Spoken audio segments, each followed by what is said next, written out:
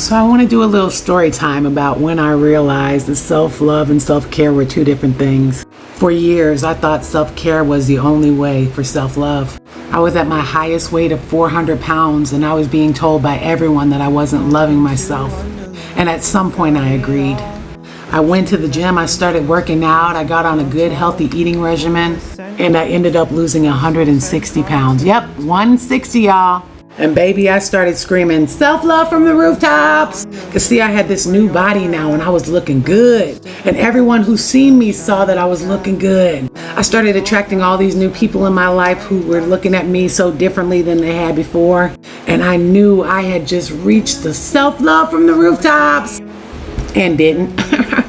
Because see, with these new levels came new devils. And because I didn't have true self-love, I couldn't see it.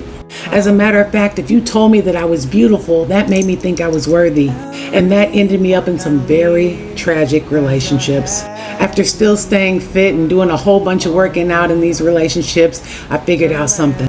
I didn't love myself. Those people determined my worth. As a matter of fact, you could break me down really quickly by telling me something bad about myself because I didn't know myself. And I surely didn't know how to protect myself against those people. This led to me holding on to relationships way too long. This led to me people pleasing left and right just to show people I was worthy.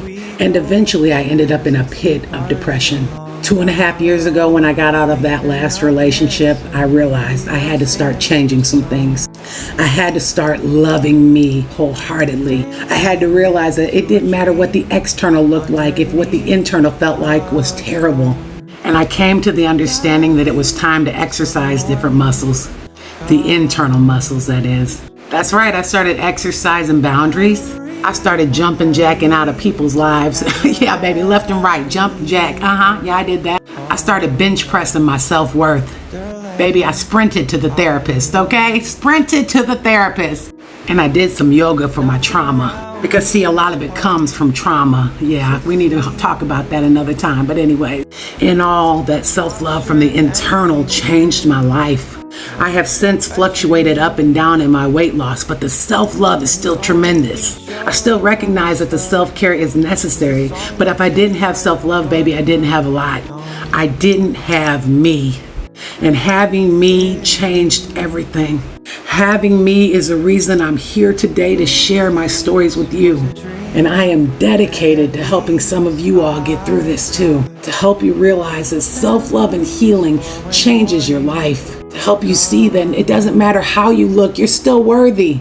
And have you screaming self-love from the rooftops and truly meaning it. So let's get to work, shall we?